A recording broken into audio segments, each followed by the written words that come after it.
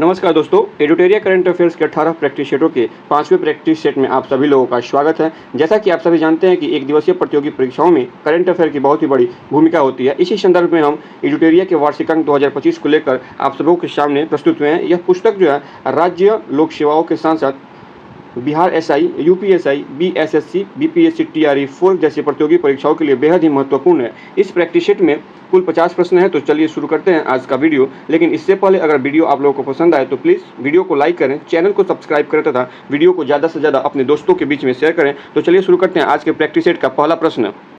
किस देश ने विश्व का पहला गैर बाइनरी एआई चिप लॉन्च किया है? तो यह चीन के द्वारा लॉन्च किया गया है। विकल्प बी जो है इस प्रश्न का सही आंसर है। अगला प्रश्न है, भारत ने किस देश के लिए ट्रांसशिपमेंट सुविधा समाप्त कर दी है? तो यह बांग्लादेश के लिए भारत ने ट्रांसशिपमेंट सुविधा को समाप्त कर दिया है। विकल्प सी जो है इस प्रश्न का सही आंसर है। अगला प्रश्न है, चोलिस्तान रेगिस्तान के बारे में निम्नलिखित कथनों पर विचार करें तथा सत्य कथन का चयन करें। चोलिस्तान रेगिस्तान पाकिस्तान में स्थित है और यह एक निलंबित नहर परियोजना के कारण चर्चा में था। और इसके बाद दूसरा कथन है कि रेगिस्तान को ऐतिहासिक रूप से हकरा नदी द्वारा सिंचित किया जाता था, जिसने 600 ईसा पूर्व के आसपास अपना मार्ग बदल लिया था। तो इसमें देखना है कि कौन सा कथन सही है। तो इसमें विकल्प जो सी है ये सही हो जाएगा। कथन 1 और कथन 2 दोनों सही है। अगला प्रश्न देखते हैं, प्रधानमंत्री नरेंद्र मोदी ने भारत के पहले गहरे पानी के कंटेनर ट्रांसशिपमेंट पोर्ट का उद्घाटन कहाँ किया है? तो यह उद्घाटन विझी जिम में हुआ है। विकल्प सी जो है इस प्रश्न का सही आंसर है। अगला प्रश्न है, किस शहर में भारत का पहला एडू सिटी बनाया जाएगा जो वैश्विक विश्वविद्यालयों के अपतटीय परिसरों की मेजबानी करेगा? तो यह नवी मुंबई में बनाया जाएगा। विकल्प बी जो है इस प्रश्न का सही आंसर है। अगला प्रश्न देखते हैं, FAO अनुवांशिक संसाधन रिपोर्ट 2025 से संबंधित कथनों पर विचार करें तथा असत्य कथन का चयन करना है। इसमें तो दुनिया का 60% कृषि उत्पादन केवल 9 फसलों पर निर्भर है। यह प्रश्न का पहला कथन है और यह कथन जो है बिल्कुल सही है। और दूसरा कथन है कि भारत की 85% स्थानीय फसलें विलुप्त होने के खतरे में है। यह कथन जो है असत्य है और यही इस प्रश्न का सही आंसर है। इस प्रकार से विकल्प का चयन करें तो विकल्प बी जो है इसका सही आंसर है। और ये बात करें FAO की, तो इसका मतलब होता है फूड एंड एग्रीकल्चरल ऑर्गेनाइजेशन, जिसकी स्थापना 16 अक्टूबर 1945 में हुई थी और इसका हेडक्वार्टर रोम इटली में इसका हेडक्वार्टर है। तो विकल्प बी जो है इस प्रश्न का सही आंसर है। अगला प्रश्न देखते हैं, किस देश में आए भूकंप के कारण बचाव एवं राहत सामग्री पहुंचाने के लिए ऑपरेशन ब्रह्मा शुरू किया गया था? तो यह भूकंप जो है म्यांमार में आया था। विकल्प डी जो है इस प्रश्न का सही आंसर है। अगला प्रश्न है, समग्र शिक्षा अभियान 2024-25 से संबंधित निम्न कथनों पर विचार करें तथा सत्य कथन का चयन करना है। प्रश्न को एक बार ठीक से देख लेते हैं।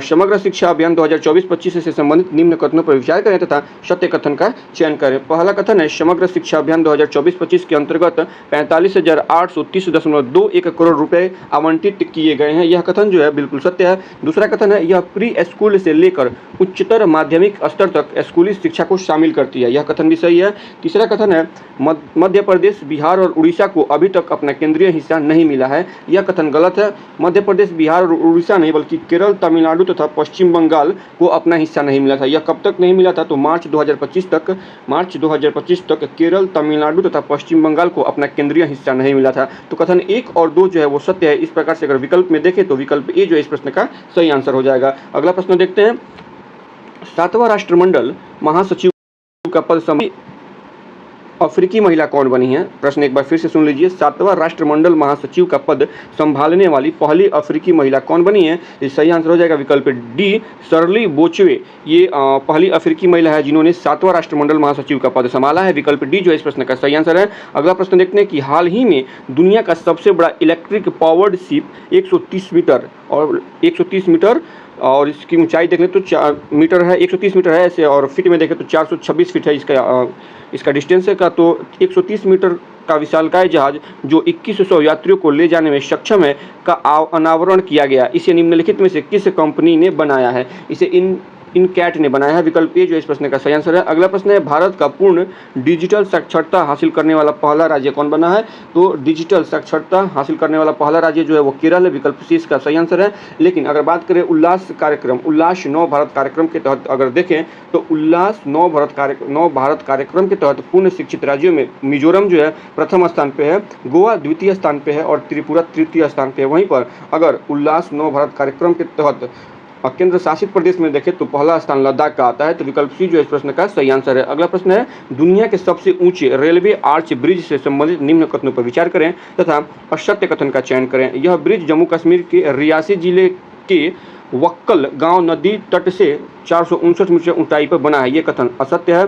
ठीक है, दूसरा कथन है यह पुल 2 किलोमीटर लंबा है, यह कथन भी असत्य है और हमें असत्य कथन का चयन करना है। तो विकल्प सी के साथ हम जाएंगे। कथन 1 और कथन 2 दोनों ही असत्य है। और ये क्यों असत्य है, तो चलिए इसके सत्य और तथ्य की जांच करते हैं। यह ब्रिज जम्मू कश्मीर के रियासी जिले के वक्कल गाँव में बना है। यहाँ तक तो ये कथन सही है, लेकिन इसकी जो ऊंचाई है वो 459 मीटर नहीं बल्कि 359 मीटर इसकी ऊंचाई है। और इसकी जो इस पुल की जो लंबाई है वो 2 किलोमीटर नहीं बल्कि 1.3 किलोमीटर इसकी लंबाई है। इस प्रकार से दोनों कथन असत्य हैं और विकल्प सी जो है इस प्रश्न का सही आंसर है। अगला प्रश्न देखते हैं, दुनिया का पहला पूर्णतः नवीकरणीय ऊर्जा से चलने वाला शहर कौन होगा। इस प्रश्न का सही आंसर हो जाएगा विकल्प बी, ये अमरावती होगा। अगला प्रश्न देखते हैं, Times Higher Education Asia ranking 2025 से संबंधित निम्न कथनों पर विचार करें तथा सत्य कथन का चयन करें।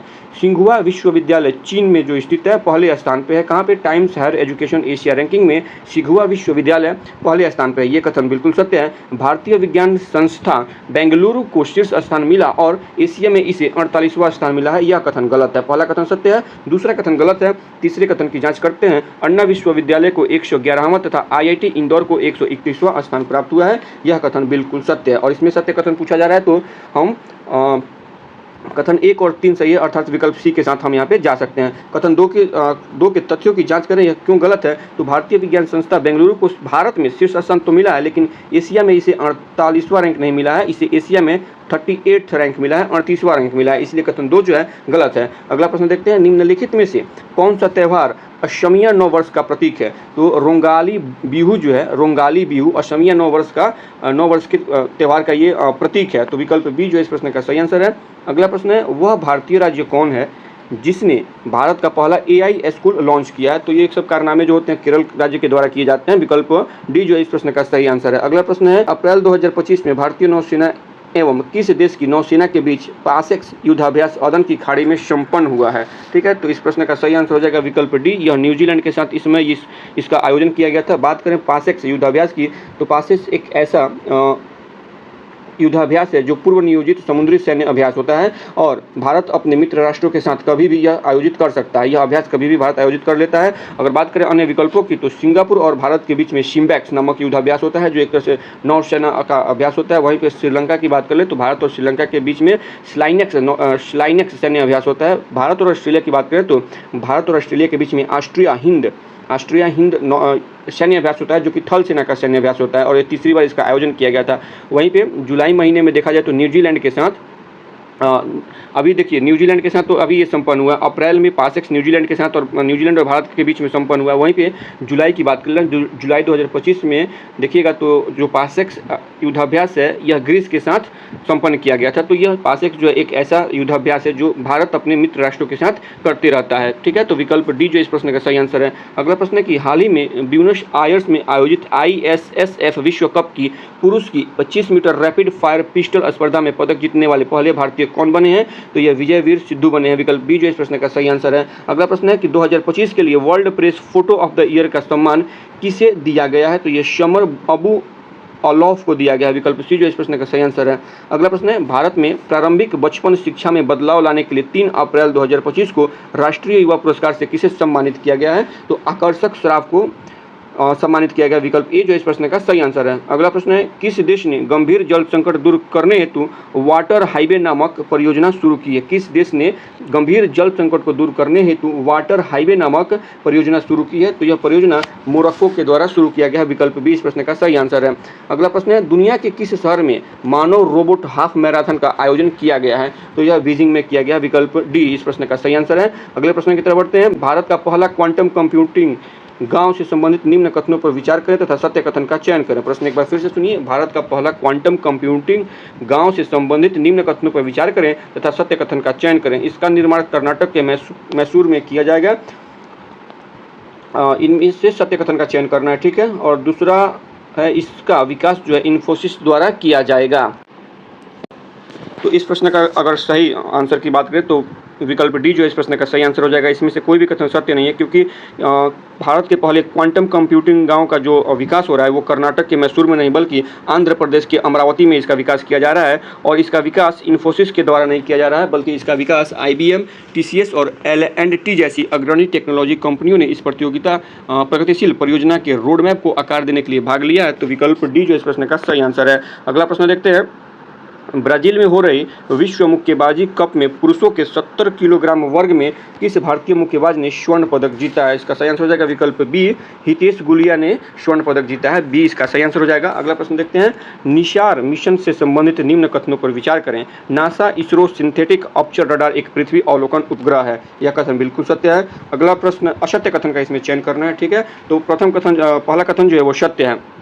चलिए यहाँ पे पीछे से इसको टिक करते हैं।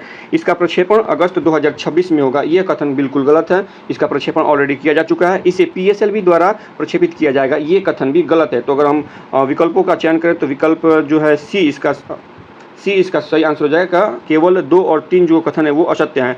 तो पहला कथन सत्य है। दूसरा कथन कैसे असत्य है, इसकी अगर परीक्षण करें तो इसका प्रक्षेपण अगस्त 2026 में होगा, गलत है। क्योंकि इसका जो प्रक्षेपण है वो 13 जुलाई 2025 यानी 30 जुलाई 2025 को इसका प्रक्षेपण ऑलरेडी किया जा चुका है। और ये प्रक्षेपण जो था सफल भी रहा है। और इसे PSLV द्वारा नहीं बल्कि इसे GSLV द्वारा प्रक्षेपित किया गया है। तो जिसका अगर इस मिशन की अवधि की बात करें तो इसका कार्य अवधि जो होगा वो 5 वर्षों का होगा। तो विकल्प सी जो है इस प्रश्न का सही आंसर है। अगला प्रश्न देखते हैं।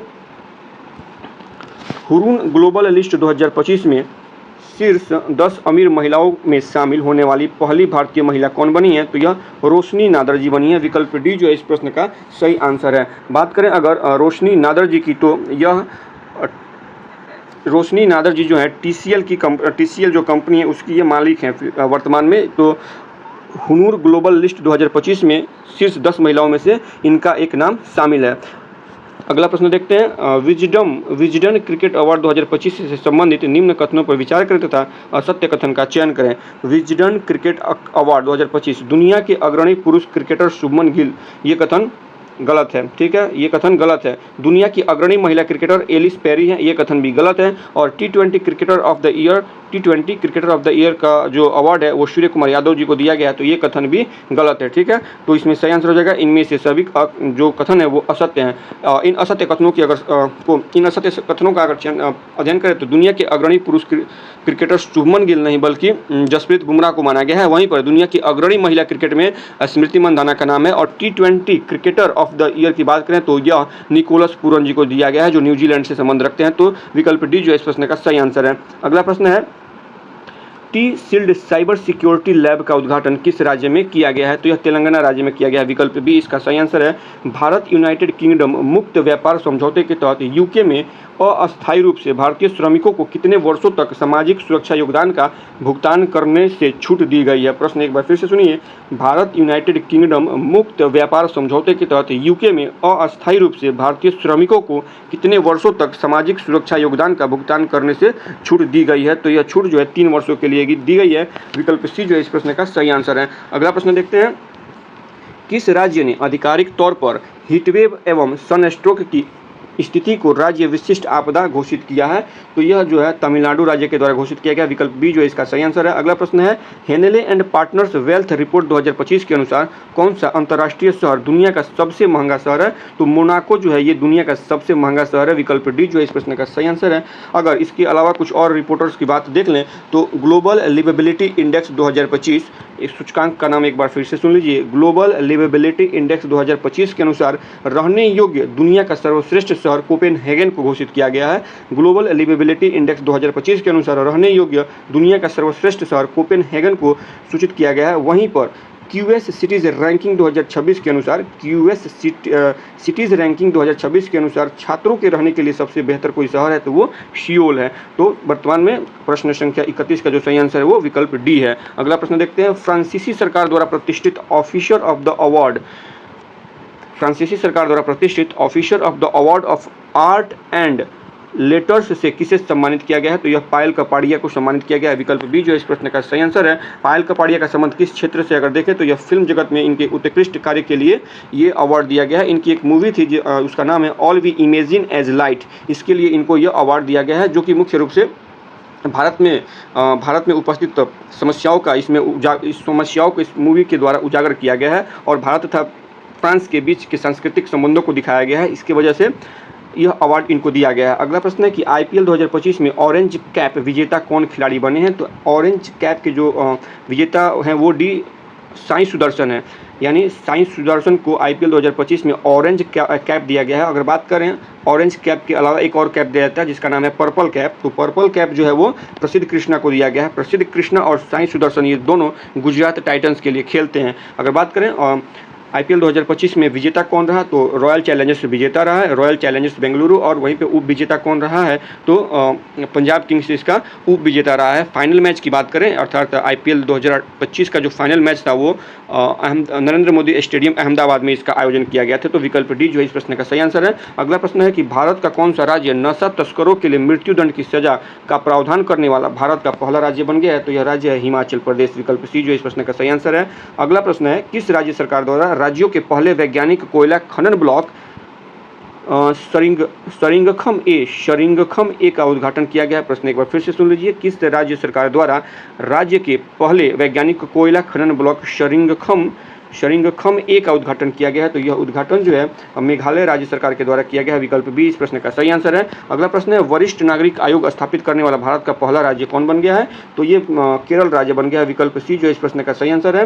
केरल राज्य ने वरिष्ठ नागरिक आयोग स्थापित किया। इसका मुख्य उद्देश्य की बात करें तो अगर इसका मुख्य उद्देश्य वरिष्ठ नागरिकों के अधिकारों और कल्याण की रक्षा करना है, उनके जीवन स्तर में सुधार लाना और उन्हें सामाजिक विकास में सक्रिय रूप से शामिल करना है। ठीक है, तो विकल्प सी जो इस प्रश्न का सही आंसर है। अगला प्रश्न है जल, स्वच्छता, सफाई और कचरा प्रबंधन क्षेत्र में सहयोग हेतु भारत और किस देश के बीच में समझौता हुआ है? इसका सही आंसर हो जाएगा विकल्प डी उपयुक्त में से कोई नहीं। यह समझौता जो है भारत और नेपाल के बीच में हुआ है। तो विकल्प डी जो है इस प्रश्न का सही आंसर हो जाएगा। अगला प्रश्न है विश्व सैन्य व्यय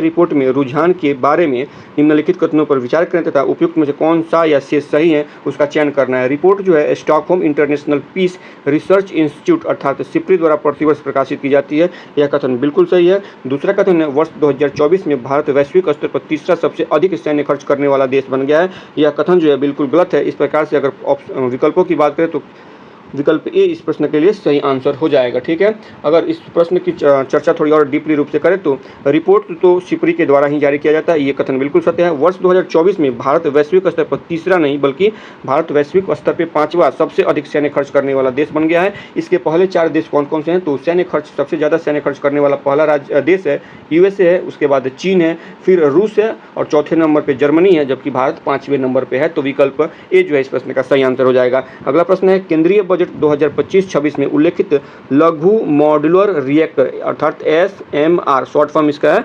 SMR भी कहा जाता है।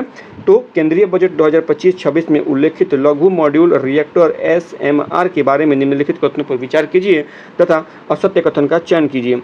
SMR उन्नत परमाणु रिएक्टर है जिसकी क्षमता 500 मेगावाट तक है। ये कथन बिल्कुल गलत है। अगला कथन है कि यह कॉम्पैक्ट फैक्ट्री निर्मित और परिवहन योग्य रिएक्टर है। यह कथन बिल्कुल सही है।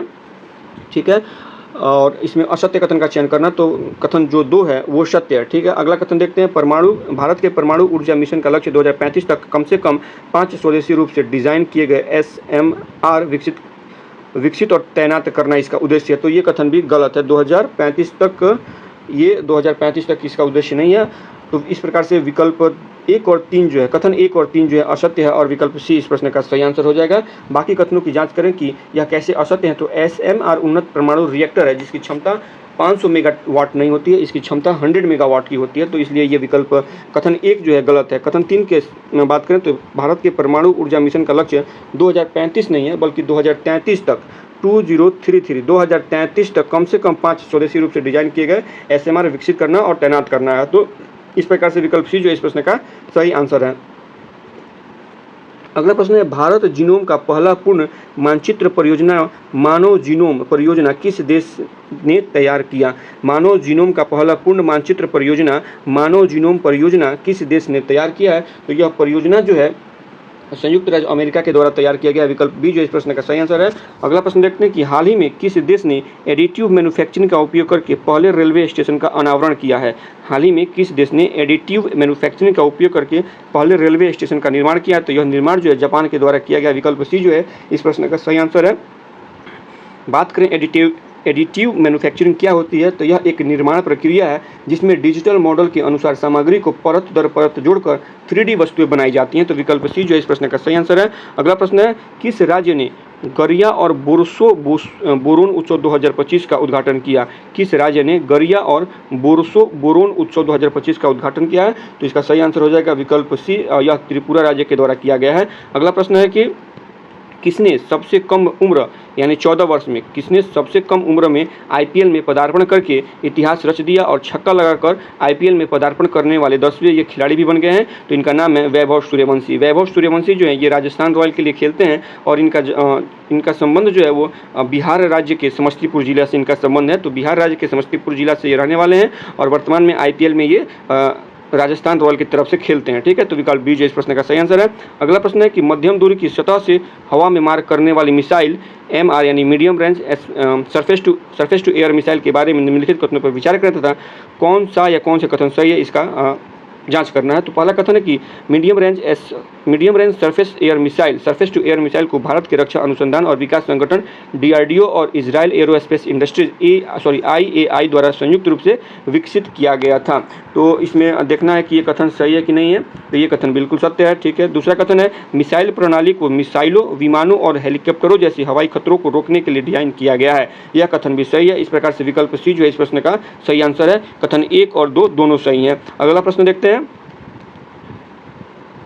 6 अप्रैल 2025 को भारतीय प्रधानमंत्री द्वारा एशिया का पहला वर्टिकल लिफ्ट रेलवे सी पंबन ब्रिज, भारत का नहीं बल्कि एशिया का पहला वर्टिकल लिफ्ट रेलवे सी पंबन ब्रिज का उद्घाटन किया गया। इस ब्रिज की लंबाई कितनी है। तो इस ब्रिज की लंबाई जो है 2.08 किलोमीटर है। विकल्प सी जो इस प्रश्न का सही आंसर है। और इस पंबन ब्रिज का उद्घाटन किस राज्य में किया गया है। तो तमिलनाडु राज्य में इसका उद्घाटन किया गया है। यह ब्रिज रामेश्वरम द्वीप को मंडपम शहर के माध्यम से भारत की मुख्य भूमि को जोड़ता है। तो विकल्प सी जो इस प्रश्न का सही आंसर है। अगला प्रश्न है कि वाइब्रेंट विलेज कार्यक्रम से संबंधित निम्नलिखित कथनों पर विचार कीजिए तथा असत्य कथन का चयन करना है। इसमें से इस कार्यक्रम का प्रारंभ 2022 में किया गया था, यह कथन असत्य है। इसका मुख्य उद्देश्य सीमावर्ती गांवों को समग्र और समावेशी विकास करना है, यह कथन इसमें सही है। तीसरा कथन है वाइब्रेंट विलेज प्रोग्राम 2 को 2024-25 से 2028-29 तक बढ़ा दिया गया है, यह कथन भी सही है। चौथा कथन है इस कार्यक्रम के लिए नोडल मंत्रालय रक्षा मंत्रालय है, यह कथन गलत है। इस प्रकार से अगर हम विकल्पों की बात करें तो कथन 1 और 4 गलत है। तो विकल्प सी जो इस प्रश्न का सही आंसर हो जाएगा। कथन 1 गलत क्यों है। तो इस कार्यक्रम का जो प्रारंभ है वो 2022 में नहीं बल्कि 15 फरवरी 2023 में 15 फरवरी 2023 में इसका शुभारंभ कर दिया गया था। ठीक है, वहीं पर इस कार्यक्रम की नोडल एजेंसी की बात करें तो इस कार्यक्रम का नोडल एजेंसी केंद्रीय गृह मंत्रालय है। तो विकल्प सी जो है इस प्रश्न का सही आंसर है। अगला प्रश्न देखते हैं भारत का सबसे बड़ा अंतर्राष्ट्रीय क्रूज टर्मिनल का उद्घाटन कहाँ किया गया है। तो इसका सही आंसर हो जाएगा विकल्प सी, मुंबई में भारत का सबसे बड़ा अंतर्राष्ट्रीय क्रूज टर्मिनल का उद्घाटन किया गया है। ठीक है, अगला प्रश्न देखते हैं मुख्यमंत्री विद्युत उपभोक्ता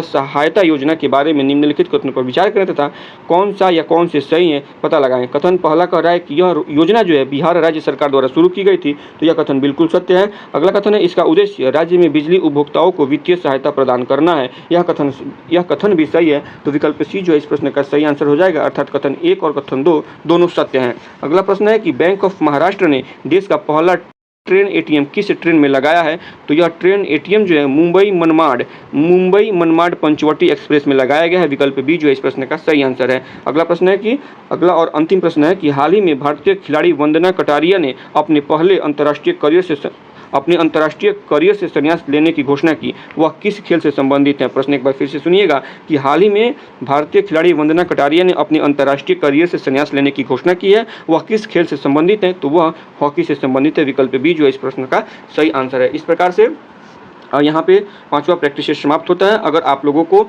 कोई सुधार संबंधित या कोई भी सजेशन देना हो तो प्लीज़ कमेंट करके बताएं। और अगर वीडियो अच्छी लगी हो तो प्लीज़ वीडियो को लाइक करें, चैनल को सब्सक्राइब करें तथा दोस्तों के बीच में ज़्यादा से ज़्यादा शेयर करें। और आज के लिए इतना ही रखते हैं, फिर मिलते हैं कल हम अगले प्रैक्टिस सेट में इसके। तब तक के लिए आप पढ़ते रहें, आगे बढ़ते रहें। धन्यवाद।